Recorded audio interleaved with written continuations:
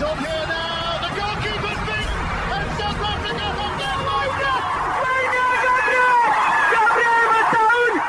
Shagger Sport 2010. ሰላም ጤና ይስጥልን እንደምን አላችሁ የተከበራችሁና የተወደዳችሁ የሸገር ስፖርት ዊዝ አበበ ግደይ የዩቲዩብ ቻናል ቤተሰቦቻችን በያላችሁበት እጅግ አስደሳች ጊዜን እያሳለፋችሁ እንደሆነ ተስፋ እናደርጋለን። መልካሙን ሁሉም ለናንተ እንመኛለን። ታዲያ ይህንን ሸገር ስፖርት ዊዝ አበበ ግደይ የሚለውን የዩቲዩብ ቻናላችንን ሰብስክራይብ አድርጉት፣ የደውል ምልክቱን ተጫኑትና አዳዲስ ፕሮግራሞችን ስንለቅ መልእክት ይድረሳችሁ። ላይክ በማድረግ እንዲሁም ደግሞ ሊንኩን ለሌሎች በማጋራት በተከታዮች ቁጥር እንድንበዛ የምንሰራቸው ፕሮግራሞችም ብዙ ሰዎች ጋር እንዲደርስ የምታደርጉትን ጥረት አጠናክራችሁ ቀጥሉ እንላለን። እስካሁን ላደረጋችሁልን ድጋፍ፣ እገዛ እና እኛን ለማንቃት ለሄዳችሁት ርቀት በሙሉ ምስጋናችን ትልቅ ነው። በጣም እጅግ በጣም አድርገን እናመሰግናለን። ወደ ጉዳዮቻችን እንሂድ። ቀዳሚው ጉዳይ ምን ይሆን? ብዙ ጉዳዮች አሉን የምናነሳቸው። በተለይ ደግሞ ይሄ የዝውውር መስኮቱ የመጀመሪያው ስለተዘጋ ይሄ 10 ቀን ቢዚ ነው የነበረው። በጣም ከተጠበቀው በላይ ብዙ ዝውውሮችን ያየን ይመስለኛል። እኔ 400 ሚሊዮን ፓውንድ በላይ ነው ወጪ የተደረገው የተባለው በዚህ ቀን ውስጥ በ10 ቀን ውስጥ ከዚህ በላይ ወጪ ተደርጓል። ስለዚህ በዋናነት ደግሞ ትልቅ ተሳትፎ ያደረጉት የዓለም የክለቦች ዋንጫ ውድድር ላይ የሚሳተፉት ክለቦች ናቸው። ከእንግሊዝ ያው ቼልሲና እንደዚሁም ደግሞ ማንቸስተር ሲቲ ያሉ፣ ከስፔን ደግሞ ሪያል ማድሪድ በዝውውሩ ላይ በጣም ከፍተኛ ተሳትፎ ያደረጉ ክለቦች ናቸው። ግን እንዴት ነበረ የትኞቹ ትልልቅ ዝውውሮች ተከናወኑ የሚለው አንድ ነገር ነው የምናነሳው። ከዛ በተጨማሪ ግን አሁን ከተወሰነ ቀን በኋላ ማለትም ጁን 16 እንደገና ሰኞ ይከፈታል የዝውውር መስኮቱ። እሱ ለረጅም ጊዜ የሚቆይ ነው። ግን መሆናቸው ደግሞ የማይቀር ተብለው የዝውውር መስኮቱ በሚከፈትበት ጊዜ እየተገለጹ የሚገኙ ዝውውሮች አሉ። የሊቨርፑል ጉዳይ እኔ በጣም ገርሞኛል። ለፍሎሪያን ወደ 150 ሚሊየን አካባቢ በቃ ለማውጣት ተስማምቷል የሚሉ መረጃዎች የሚሉ መረጃዎች በዩሮ ወጥቷል። ይሄም መረጃ በጣም ገርሞኛል። እኔ እዚህ ልጅ ላይ ያለው እምነትና ፍላጎት ሊቨርፑል ምን ያክል ጠንካራ እንደሆነ በተደጋጋሚ ያሳየበት ይመስለኛል። ስናነሳው ነበረ በቀደሙት ፕሮግራሞቻችንም ላይ ሂደቱን ሊቨርፑል መጀመሪያ ካቀረበው ዋጋ ምን ያክል መሻሻሎችን እያቀረበ እንደመጣ አይተናልና እዚህ ልጅ ላይ ያለው ፍላጎት ጠንካራ መሆኑን በደንብ አድርጎ የሚያሳይና የሚያስረዳ ይመስለኛል።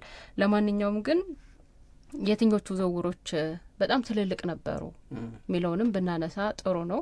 ከዛ ደግሞ የሚጠበቁትንም ዝውውሮች አለፍ እያለን ማንሳት እንችላለን። መልካም። የዝውውሩ እንግዲህ ዓለም ዋንጫው ለኔ ምንድነው የሚሰጠው ትርጉም ነው።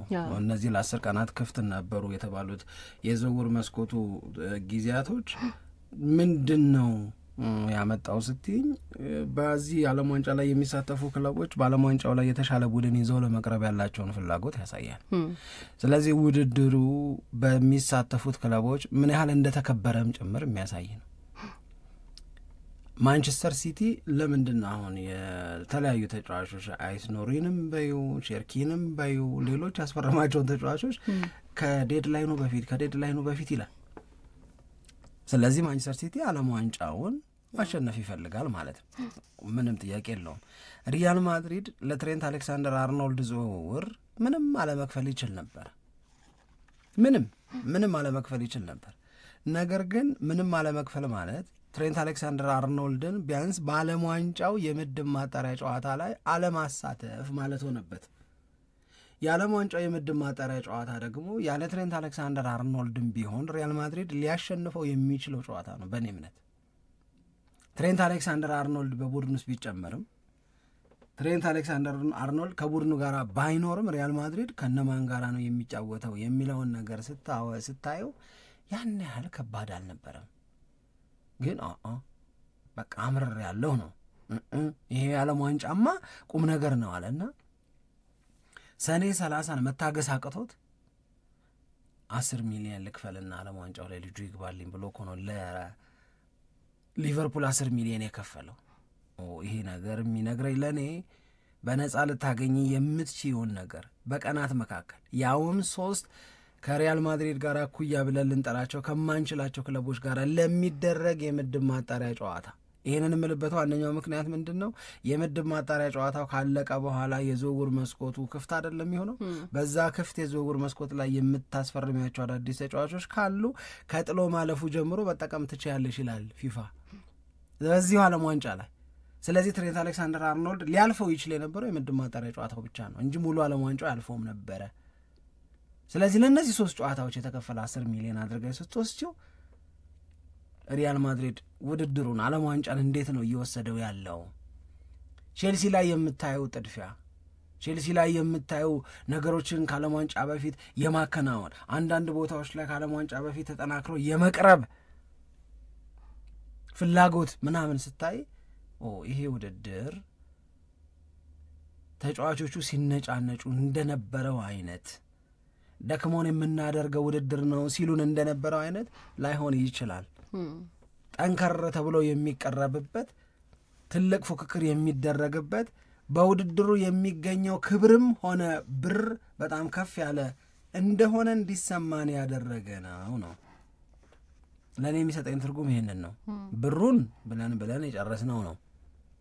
1 ቢሊየን አካባቢ ሽልማት ተዘጋጅቷል ተብሏል። ይሄ ለክለቦቹ እንዳለ የሚከፋፈል ነው እንጂ ወደ እኔ አካውንት ምንም የሚገባ ነገር የለም ብሏል። ስለዚህ ስለተሳተፉ የሚሰጣቸው ብር በየእርከኑ የሚደረጉ ጨዋታዎችን ስለሚያሸንፉ የሚሰጣቸው ብር ከአንድ እርከን ወደ ሌላ እርከን በተሸጋገረ ቁጥር የሚገባላቸው የገንዘብ መጠን እና መጨረሻ ላይ ውድድሩን ሲያሸንፉ የሚወስዱት ገንዘብ የሚያጓጓ ነው። የዓለም የክለቦች ዋንጫ ለመጀመሪያ ጊዜ ሲደረግ አይደለም፣ ነገር ግን በዚህ መንገድ ሲደረግ ግን ለመጀመሪያ ጊዜ ነው። ስለዚህ ለመጀመሪያ ጊዜ በዚህ መንገድ ሲደረግ ያሸነፈው ሪያል ማድሪድ ነው እንዲባል ማድሪድ ይፈልጋል፣ ቼልሲ ይፈልጋል እንዲህ ተብሎ መጠራት። ሲቲ ደግሞ በ2025-26 የውድድር ዓመት በፕሪሚየር ሊጉም በቻምፒዮንስ ሊጉም በኤፍኤ ካፑም በካራባኦ ካፑም ዘንድሮ መና የቀረውን ጥረቱን እና ያ መና የቀረ ጥረት የፈጠረበትን ቁጭት መወጣት ይፈልጋል። ይህንን ቁጭት ሊወጣ የሚችለው ደግሞ ተግቶ በመስራት ነው፣ ቡድኑን በማጠናከር ነው። ያጠናከረውን ቡድን ዓለም ዋንጫው ላይ ፈትሿል። ስለዚህ የመጀመሪያው ትልቁ ትርጉም ለኔ ዓለም ዋንጫው በተሳታፊ ክለቦች እንዴት እየታየ ነው የሚለውን ነገር በደንብ የሚያሳይ ነው። በደንብ ሲሪየስሊ ነው የወሰዱት ማለት ነው።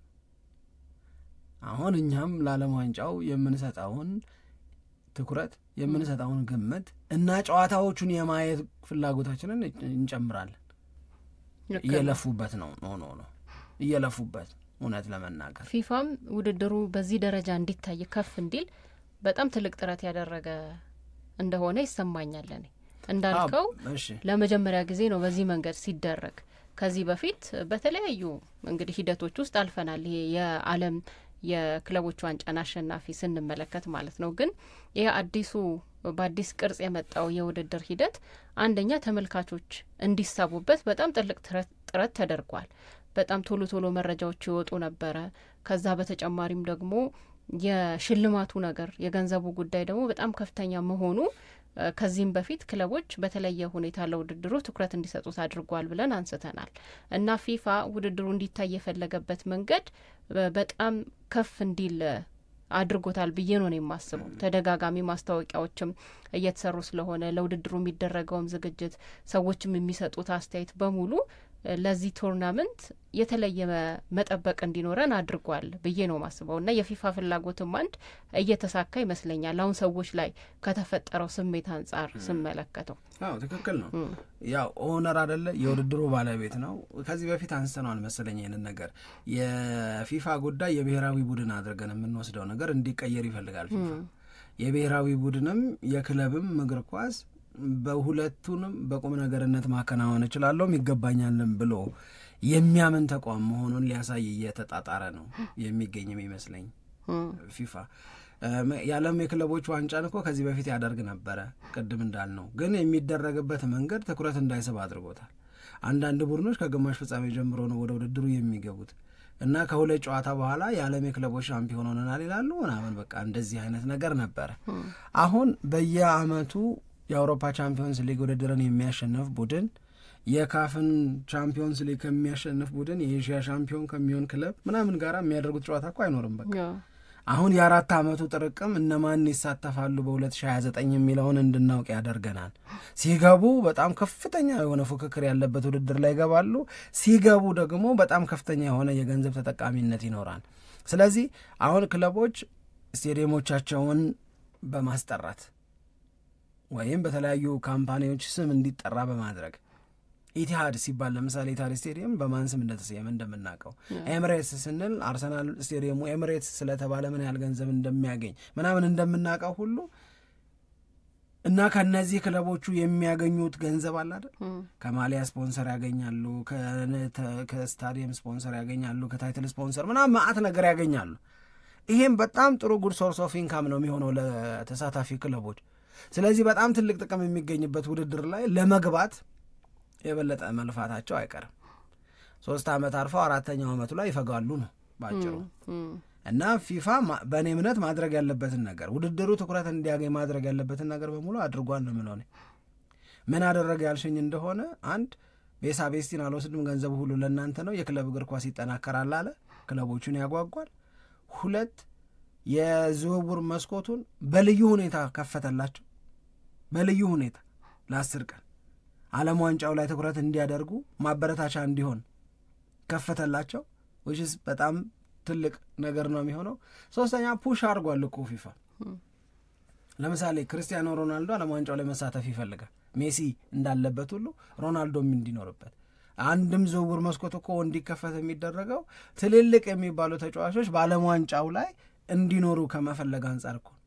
ስለዚህ ያንን እድል የዝውውር መስኮቱን ዝግ አድርገሽ ልትፈጥሪው ስለማትቺ ብቻ ፕላትፎርሙን በደንብ አድርጎ ዘርግቶላቸዋል ፊፋ ልልሽ ፈልጌ ነው።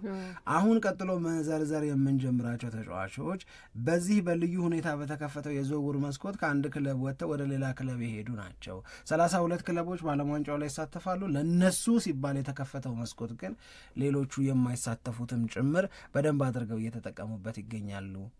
ምናልባት ለሌላ ቀን የሚሆንም ቢሆን አንድ ጥያቄ ግን አንስተን ማለፍ ያለብንም ይመስለኝ የማንቸስተር ሲቲ እና የቼልሲ በዓለም ዋንጫ ላይ መሳተፍ በሚቀጥለው የውድድር ዓመት በሚኖራቸው የፕሪሚየር ሊግ ዋንጫን የማንሳት ፉክክር ላይ ምን ተጽዕኖ ይኖረዋል?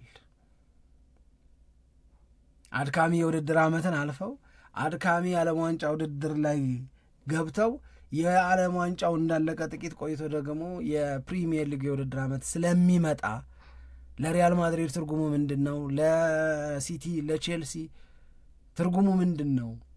የዚህን ኢምፓክት 2025-26 የውድድር ዓመት ላይ የምናየው ከሆነ ዲስካሬጂንግ ነው የሚሆነው። ገብቶሻል? ምን ገብቶኛል? በጣም በጣም በጣም ጎጂ ነው የሚሆነው።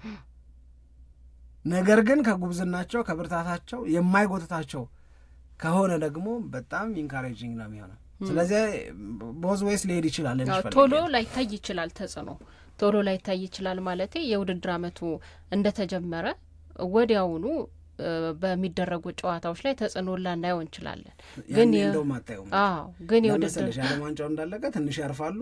ያረፈ ሰውነት የውድድር ዓመቱን ነው የሚጀምረው።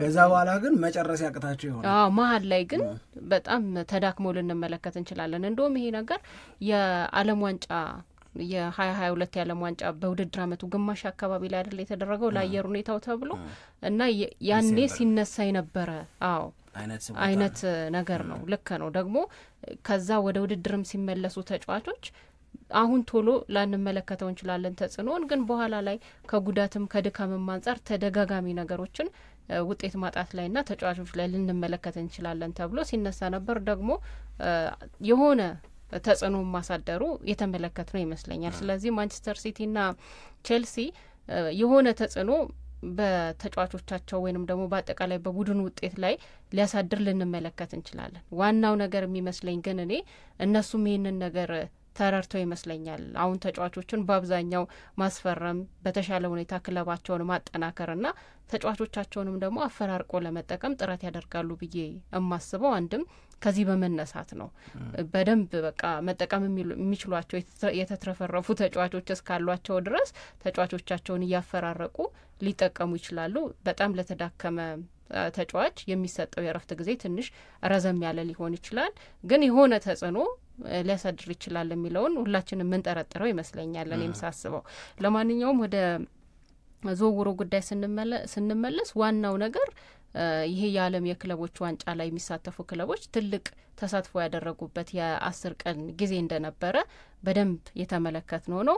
ቸልሲ በዚህ በዓለም የክለቦች ዋንጫ ላይ የመጀመሪያ ጨዋታውን የሚያደርገው ከሎስ አንጀለስ ኤፍሲ ጋራ ነው። ከዛ ማንቸስተር ሲቲ ደግሞ ከሞሮኮ ዋይዳድ ጋራ ጨዋታውን ያደርጋል። የመጀመሪያ ጨዋታዎቻቸው እነዚህ ናቸው። ስለዚህ ያስፈረሟቸው ተጫዋቾችን በተመለከተ በማንቸስተር ሲቲ በኩል በጣም ከፍተኛ አድናቆት የተሰጣቸው ዝውውሮችን ነው ሲያከናውን የነበረው። ምክንያቱም ይሄ ተጫዋች የማዘዋወር አዲስ ሰው የማምጣት ነገር ብቻ አይደለም የተመለከት ነው። በደንብ ችሎታቸውን በአሳለፉት ክለብ ላይ ያስመሰከሩ አንድ ሁለትም ደግሞ ትልቅ ችሎታ እንዳላቸው ወደፊት የሚያድግ ችሎታ እንዳላቸው ተስፋ እንዳላቸው ያሳዩ ተጫዋቾችን ነው ማንቸስተር ሲቲ ያስፈረመው። ለምሳሌ ቅድም ስንታነሳው የነበረው ከወልቭስ የኑሪ ጉዳይ አለ። ይህንን ተጫዋች ወደ 31 ሚሊዮን ፓውንድ አካባቢ አውጥቶበት ያስፈረመው ነው። እንደገናም ደግሞ ማርከስ ቤትኒ የተባለ ግብ ጠባቂም አስፈርሟል። የሪያን ቺርኪ ጉዳይ ብዙ ክለቦች ይቀኑበታል የተባለ ነው። ማንቸስተር ሲቲ ይህንን ዝውውር በመጨረሱ በጣም ትልቅ ተስፋና ችሎታ ያለው ተጫዋች ነው። ይህንንም ከሊዮን ወደ 30.45 ሚሊዮን ፓውንድ አካባቢ አውጥቶ ያስፈረመው ተጫዋች ነው። ሌሎችም ያስፈረማቸው ተጫዋቾች አሉ። በአጠቃላይ ግን ራይጃኒ ራይንደርስን አትርሾ እንዴ እሱም ዋና ነው። እሱም እነዚህ ተጫዋቾችን አስፈርሟል እና ስታየው የ10 ቀን የዝውውር አይመስልም ከተጫዋቾቹ ብዛት ወይም ደግሞ ሌላ ሰው ድጋሚ የዝውውር መስኮት የሌለ ማያውቃውን ይህንን ነገሩን ሲከታተል ያልነበረ ሰው ማንቸስተር ሲቲ እነዚህን ተጫዋቾች አስፈርመዋል ብለን ስንናገር በቃ ስራውን የጨረሰ ቀጥሎ የዝውውር መስኮት የሌለ የሚያስመስል አይነት ዝውውር ነው ብለን እንድንረዳ የሚያደርግ ይመስለኛል። በቸልሲም በኩል ደግሞ የማንቸስተር ሲቲ ሀሳብ ለመጨመር የማንቸስተር ሲቲ አሁን ከብዛትም አንጻር ካየ ነው በቁጥሩ ቀላል አይደለም። በእነዚህ ቀናት ውስጥ ለዓለም ዋንጫው ቡድኑን እንዲቀላቀሉ ያደረጋቸው ተጫዋቾች ከቁጥር ብቻ አንጻር ሳይሆን ግን ከኳሊቲም አንጻር ስንሄድ ተጫዋቾቹ እነማን ናቸው፣ በነበሩበት ክለብ የነበራቸው አገልግሎት እንዴት ይገለጣል የሚለውን ስናነሳ ለምሳሌ ኤት ኖሪ የሚባለውን የተጫዋች ማንቸስተር ዩናይትድ በጣም ሲከታተሉ የነበረ ተጫዋች ለረጅም ጊዜ እና ማንቸስተር ሲቲ ሲገባ በፕሪሚየር ሊጉ ራሳቸውን በደንብ መግለጥ ከቻሉ የመስመር ተከላካይ ተጫዋቾች መካከል አንዱ ነው። ይሄ ተጫዋች በመስመር የመከላከል አቅሙ ብቻ ሳይሆን አሁን ለምሳሌ ትሬንት አሌክሳንደር አርኖልድን ስትወስጂ የመስመር ተከላካይ ነው፣ ግን ከመስመር ተከላካይነቱ ጎልቶ የሚወጣብኝ የሚያሻግራቸው ኳሶች ነምበር ኦፍ አሲስቱ ወይም ምን ያህል ለጎል የሚሆኑ ኳሶችን ይሰጣል፣ የጎል ኢንቮልቭመንቱ ምናምን በቃ ከአንድ ፉልባክ ከምትጠብቂው በላይ ነው። የአርኖልድ ኳሊቲው እዛ ጋ ነው ብለሽ የምታነሺ ከሆነ ኤት ኖሪም በጣም ጥሩ ቁጥራል። ሁለተኛው ራይጃኒ ራይንደርስ የሚባለው የመሃል ሜዳ ተጫዋች ነው ሲቲን የተቀላቀለው 59 ሚሊዮን ፓውንድ አካባቢ የወጣበት የኤሲ ሚላን ተጫዋች ነው። እኔ ይሄንን ሀሳብ አድማጮች ከኔ ጋር ይስማሙበታል አይስማሙበትም ምን አላውቅም። ኤሲ ሚላን በዘንድሮ የውድድር ዓመቱ ከከበዳቸው የጣሊያን ክለቦች መካከል አንዱ ነው። በደካማው ኤሲ ሚላን ውስጥ ያለ ኮከብ ማለት ራይጃኒ ራይንደርስን ይሄን ልጅ በሴሪኤው በዘንድሮ የውድድር ዓመት ከታዩት ምርጥ ሚድፊልደሮች መካከል አንደኛ ተብሎ የተመረጠ ነው። አሁን አድማጮች ይስማሙበታል አይስማሙበትም፣ ሳምሪ ትስማማበታለች አትስማማበትም አላውቅም። እኔ ግን ምን እንደማደንቅ ታውቃለች? በደካማ ቡድን ውስጥ የሚወጣ ኮከብነት እጅግ በጣም በጣም በጣም በጣም ትልቅ ዋጋ ያለው ነው የምለው። ያ የአጠቃላይ ኮሌክቲቭ ድክመቱ እንኳን ሳይገድባቸው እንደ ቡድን ያለባቸው ደካማነት እንደ ቡድን ያለባቸው የአቅም ማነስ ወደ ኋላ ሳያስቀረባቸው በሚናቸው ላይ አውትሻይን ካደረጉ በተሻለ ቡድን ውስጥ ሲገቡ የእነዚህ ልጆች አቅም በምን ያህል መጠን ሊገለጥ እንደሚችል አስቢው። ራይጃኒ ራይንደርስ የሴሪኤው ቤስት ሚድፊልደር ነው ከተባለ ኤሲ ሚላን ግን ኮሌክቲቭሊ they were poor በጣም ደካማ ነበሩ። የውድድር ዓመታቸውን ሲያሳልፉ በጣም ደካሞች ናቸው። ይሄንን ያነሱና ከኤሲ ሚላን ድክመት ውስጥ ኤሲ ሚላን 7 ጊዜ የአውሮፓ የክለቦች ውድድርን ያሸነፈ በጣሊያን ጉልበተኛ የሚባል ከናሪጎ ሳኪ ጋር ሰርቶ የዘመናዊ እግር ኳስ ከተከሉ መካከል የሚጠቀስ በአንድ ወቅት ኤሲ ሚላን በማስፈራቱ የምናነሳው የነ ፍራንኮ ባሬዚ የነ ፓውሎ ማልዲኒ ዓለም ላይ በቃ የሚገርም በየመጫወቻ ቦታዎቻቸው ላይ የሚገርም ኳሊቲ ያላቸው ተጫዋቾች በሙሉ ያለፉበት ክለብ ነውና እንደዚህ ያለ መቸገር ውስጥ ሆኖ አሉኝ የሚላቸውን ተጫዋቾች እንኳን ማቆየት የማይችል ክለብ ሆነ እንጂ ራይጃኒ ራይንደርስ ከዚህ ኤሲ ሚላን ውስጥ የሚወጣ አይደል። ከዚህ ደካማ ኤሲ ሚላን ውስጥ ራይጃኒ ራይንደርስን ማውጣትና ለኤሲ ሚላን ለማንቸስተር ሲቲ መስጠት ማለት አንገት ላይ ገመድ ማስገባት ማለት ይበልጥ አልርባ ማለት። ልክ እንደዚህ ሁሉ ለምሳሌ ብሩኖ ፈርናንዴዝን አታደንቂው? በዚህ ማንቸስተር ዩናይትድ ውስጥ 5 ሊጎች አሉ አውሮፓ ውስጥ ትልልቅ 5 ሊጎች ውስጥ በጣም ብዙ የግብ ዕድሎችን በመፍጠር አንደኛ ነው። በዚህ ማንቸስተር ዩናይትድ ውስጥ እኮ ነው የምልሽ። በጎበዞች ቢታገዝ አብረውት ያሉ ተጫዋቾች እንደሱ ውጤታማነታቸው ከፍ ያለ ቢሆን ማንቸስተር ዩናይትድ የት ይደርስ ነበር? ብሩኖ ፈርናንዴዝ የት ይደርስ ነበር ብለሽ አስቢው። ስለዚህ እንደ ራይጃኒ ራይንደርስ አይነት ተጫዋቾችን በተለየ ሁኔታ የማደንቀው በደከመ ቡድን ውስጥ ጎልተው ስለሚወጡ ጭምር ነው። የቡድናቸው ደካማነት ያላደከማቸው ጀግኖች ናቸው ለኔ ብሩኖ ፈርናንዴዝ፣ ራይጃኒ ራይንደርስ ምናምን እምላቸው ማለት ነው። አሁን የበለጠ በሚስማማቸው የበለጠ በሚታገዙ ስህተቶቻቸውን በሚያጎሉ ሳይሆን ስህተቶቻቸውን በሚደብቁላቸው የቡድን ጓደኞች ተከበው ሊጫወቱ ነው ሳምሪ። ይሄ ቀላል ነገር አይደለም። ስለዚህ ስለ ኳሊቲውም ነው ማውራት ያለብን ልልሽ ፈልጌ። ከዛ በተጨማሪ አሁን ብዙ ሰው የሊቨርፑልን ፍሎሪያን ዊርትስን ለማስፈረም ሊያወጣ እየተዘጋጀ ያለው አዲስ ሪካርድ ሊሆን በፓውንድ ወደ 125 ሚሊዮን ፓውንድ ነው የተባለ። በቃ ተስማሙ እኮ ተባለ። አሁን ለፍሎሪያን ዊርትስ ይህንን ያህል ገንዘብ ማውጣት ሊቨርፑልን በደንብ ያግዘዋል። ነገር ግን ደግሞ የማንቸስተር ሲቲን ቼርኪን ማግኘት ራያን ቼርኪን ማግኘት ደግሞ በጣም በጣም በጣም ሌላ ፐርስፔክቲቭ ሌላ ነገር ሌላ ታሪክ ነው ደግሞ እሱ። ምክንያቱም አንዳንዴ ስለ ፖቴንሻልም ስታወሪ እኔ ለምን ፖቴንሻል እንደሚባል አላውቅም። አሁን ቼርኪን በእርግጥ በደንብ ማየት ይኖርብናል። ከሊዮን ጋራ ብዙ አላየ ነው። ለፈረንሳይ ብሔራዊ ቡድን መጫወት ሲጀምር አይተናል። ተቀይሮ እንደገባ ግን ምን ማድረግ እንደሚችልም እንደዚሁ አይተናል። እንዲህ ያለ አቅም ያላቸው ተጫዋቾች ከጋርዲዮላ ጋር እንደሚገናኙ ስታስቢና እነሱ የተገኙት በ33 አካባቢ ሚሊዮን ፓውንድ መሆኑን ስትሰሚ ግን የሲቲን ዝውውር ብዙ ተጫዋቾችን አስፈርሟል ብለን ብቻ የምንገልጸው አይደለም። አንድ ኮስት ዋይዝ ዛር ኢፌክቲቭ በጣም ራይንደርስን 59 ሚሊዮን ፓውንድ ይሄንን በ33 ምናምን ስታረገው ብዙ እያወጡ አይደል። የሁለቱ ተደምሮ እኮ የዊርትስን ሂሳብ አይደርስም። አዎ የእኔም ሊቨርፑል ዊርትስ አወጣዋለሁ የሚለው ገንዘብ ቅድም እንዳልኩት ነው። በጣም ገርሞኛል። ብዙ ገንዘብ ነው። ሪከርድ የሚሰብር ነው። የካሴዶ ነበር አይደል 115 ሚሊዮን ፓውንድ ነበር። አሁን ወደ 125 ሚሊዮን ፓውንድ ሊቨርፑል የሚከፍል ከሆነ በጣም ከፍ ያለ ዋጋ ነው። በእርግጥ የዊርትስን ያለፈው የውድድር ዓመት ስትመለከት በብቃት ደረጃ እንከን የምታወጣለት አይደል። በብዙ ነገሮች መጀመሪያ ደረጃ ላይ የተቀመጠ ነው። ግን ከገንዘቡ ጋራና ከሊቨርፑል ፍላጎት ጋራ ስታየው ትንሽ የተጋነነ ነገር ያለው ይመስላል። ይሄ እንግዲህ ሊቨርፑል በትክክል የተባለውን ገንዘብ እንግዲህ ያወጣል ተስማምቶ ጨርሷል የተባለው ተስማምቶ ጨርሷል። ስለ ብሩ ምን አገባኝ ላለ የሊቨርፑል ደጋፊ በጣም አሪፍ ዝውውር ነው።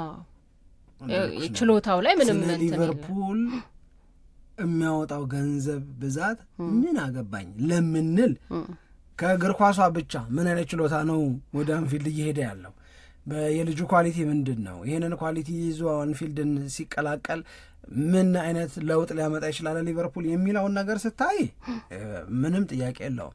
ግን ወንፊት አይደለም ያለ ነው። ይሄንን ትተን ይሄንን ረስተን ይሄንን አንተን ብለን ምናምን አይደለም። ሁሉንም ከግምቱ ስናስገባ ግን I think it's a bit expensive 125 ሚሊዮን ፓውንድ በጣም ብዙ ነው። ልክ ነው። ከዚህ አንፃር በመነሳት ነው የማንቸስተር ሲቲን ዝውውር የምታደንቀው አይደለ? አሁን ለምሳሌ የቸርኪን ጉዳይ ቅድም ስታነሳ ገና የ21 ዓመት ወጣት ተጫዋች ነው እና እስከ 21 ዓመት ላይ ያለ ልጅ ፖቴንሻል አይደለም 17 ዓመት ስላለ ያማል ያወራው የሱ የ4 ዓመት ያ ሁሉም ተጫዋች እንደ ያማል አይሆንም አባባሌ ገብቶሻል።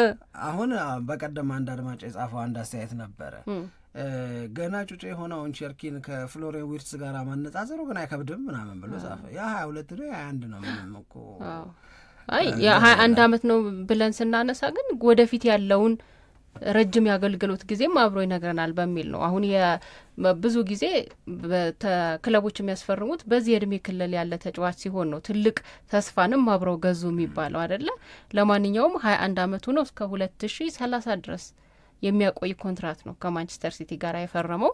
ይሄ ረጅም ጊዜ መሆኑን ሁለተኛ ደግሞ አወጣበት የተባለው ገንዘብም ወደ 36 ሚሊዮን ዩሮ አካባቢ ነው። ይሄም ለማንቸስተር ሲቲ የዝውውር ሂደት በጣም ትልቅ አድናቆት እንድንሰጥ የሚያደርግ ይመስለኛል።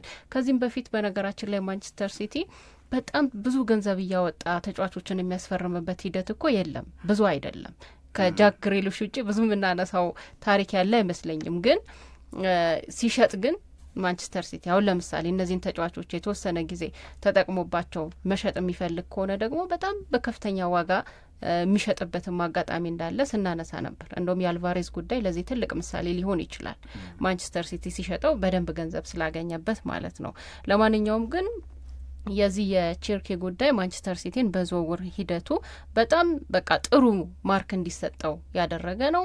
በዛ ላይ ደግሞ በ2022-23 የውድድር ዓመት ይሄ ተጫዋች ጥሩ የውድድር ሂደት እንዳሳለፈ ከዛ ባለፈው የውድድር ዓመትም በ2024-25 የውድድር ዓመትም ከፓሪስ ሰን ጀርማ ተጫዋች ከሆኑት ተጫዋቾች ውጪ ማለት ነው ሌላ ክለብ ላይ በፈረንሳይ ሊግ ላይ የተጫወቱ ከፒኤስጂ ተጫዋቾች ውጪ ሆነው አይን ውስጥ ከገቡ ተጫዋቾች መካከል የመጀመሪያ ደረጃ ላይ የሚቀመጥ ነው። ብዙ ጊዜ የፓሪስ ሰን ጀርማ ተጫዋቾች ናቸው አይደል ትኩረት የሚስቡት አይን ውስጥ የሚገቡት። እነሱም የተለያየ መድረክ ላይ የመሳተፍ እድል ስላላቸው ለነሱ የተለየ ቦታ ሊሰጥ ይችላል እና በሌላም ክለብ ላይ ደግሞ ጎልተው የሚወጡ የተወሰኑ ተጫዋቾች ነው የሚኖሩት እና ከነዛ ተጫዋቾች መካከል የመጀመሪያ ደረጃ ላይ የሚቀመጥ ነው ተብሏል። ስለዚህ ማንቸስተር ሲቲ በሚቀጥለው የውድድር ዓመትም ሆነ በዚህ በዓለም የክለቦች ዋንጫ ላይ ከነዚህ ተጫዋቾች ጋራ የተለየ ነገር ሊያደርግ እንደሚችል በደንብ አድርገን የተገነዘብንበት የዝውውር ጊዜ ሊሆኑ ይችላሉ። በነገራችን ላይ እንደውም ትላንት እና ከትላንትና ወዲያ ምሽት ላይ ፔፕ ጋርዲዮላ በማንቸስተር ሲቲ የክብር ዲግሪ እንደተሰጠው መረጃዎች ሲወጡ ነበር። ፎቶግራፎችም አብረው ተለቀዋል። ከተማዋን በማስተዋወቅ በሜዳ ውስጥም ከሜዳ ውጭ በሰራው ስራ የ9 ዓመት ከማንቸስተር ሲቲ ጋር ሲቆይ በጣም ትልቅ ስራ አከናውኗልና የክብር ዲግሪ ተሰጥቶት እሱንም ስንመለከት ነበር። ስለዚህ በብዙ ነገሮች ማለት ነው በሜዳ ውስጥም ከሜዳ ውጭም ማንቸስተር ሲቲ ጥሩ ጊዜ ላይ እንዳለ የሚያሳዩ ነገሮች ናቸው ብለን ማንሳት ምንችል ይመስለኛል። ሌላ የቼልሲ ጉዳይ ነው። ቼልሲም በዚህ በዝውውር ጊዜ በደንብ ተሳትፎ አድርጓል። በአጠቃላይ ላስፈረማቸው ተጫዋቾች 89.5 ሚሊዮን ፓውንድ ነው ያወጣው። በተለይም ደግሞ የሊያም ዴላፕም ዝውውር አለ። ይህ አድናቆት የሚሰጠው ይመስለኛል። 30 ሚሊዮን ፓውንድ ነው ያወጣበት። ከዛ ደግሞ ዳሪዮ ሶጎ 18.5 ሚሊዮን ፓውንድ ያወጣበት ነው። ሳር ለተባለው ተጫዋች 12 ሚሊዮን ፓውንድ አውጥቷል። እንደዚሁም ደግሞ ዊሊያን ለተባለ ተጫዋች 29 ሚሊዮን ፓውንድ አውጥቷል። በአጠቃላይ 89.5 ሚሊዮን ፓውንድ ነው ያወጣው። እነዚህ ተጫዋቾች በገንዘብ ደረጃ ቼልሲ አሁንም ጥሩ አካሄድ እየተከተለ እንደሆነ የሚያሳዩ ናቸው ተብሏል። ከዚህ በላይ ግን ገና የሚጠብቃቸው ደግሞ የሚያስፈርማቸው ተጫዋቾች አሉ። በተለይ በአጥቂ ደረጃ ቼልሲ በደንብ የሚያስፈርማቸው ተጫዋቾች እንዳሉ ሲጠቀስ ነበረ። ግን ለዚህ ለክለቦች ዓለም ዋንጫ ላይ ያደረገው ዝግጅትም ቀላል የሚባል አይደለም። የና ጊተንስ ዝውውር ገና ይጠናቀቃል ተብሎ ይጠበቃል። ኤኪቴኬን እንደዚሁ ከአይንትራንክ ፍራንክፈርት ወደ ቡድኑ ሊቀላቅለው ይችላል ተብሎ ነው ቼልሲ የሚጠበቀው። እንደተባለው ነው እንግዲህ ቼልሲ፣ ማንቸስተር ሲቲ፣ ሪያል ማድሪድ ለውድድሩ የበለጠ ትኩረት ከሰጡት ትልልቅ የአውሮፓ ክለቦች መካከል ናቸው። ይሄንን የዓለም ዋንጫ በአብዛኛው እነዚሁ የአውሮፓ ክለቦች ያሸንፉታል ተብሎ ነው የሚጠበቀው። ትንሽ ከሄዱ በኋላ በርስ በአውሮፓ ክለቦች መካከል የሚደረገው ፉክክር የበለጠ ያጓጓ ይሆናል የሚልም ግምት አለ። ሱፐር ኮምፒውተር ግን ያልተጠበቀ ቡድን ዓለም ዋንጫው ላይ ሊያሸንፍ ይችላል ስለማለቱም እንደዚሁ እየሰማን ነው ያለ ነው። የዓለም የክለቦች ዋንጫ ያጎበዛቸው ክለቦች የዝውውር መስኮቱን አድምቀውታል ነው ወሬያችን ሲጠቃለል። አብራችሁን ስለነበራችሁ እጅግ በጣም አድርገን እናመሰግናለን። ታዲያ ይህንን ሸገር ስፖርት ዊዝ አበበ ግደይ የሚለውን የእኛን የዩቲዩብ ቻናል ሰብስክራይብ ማድረግ፣ ሊንኩን ለሌሎች ማጋራት እንዳትረሱ። ለስካሁን ድጋፍ እያመሰገንን ደግሞ በሌሎች መረጃዎች ዳግም እናንተን ለማግኘት ያብቃን እንላለን። በያላችሁበት ሰላም ሆኑልን። ኢትዮጵያ ለዘለዓለም ትኖር። It's on here now.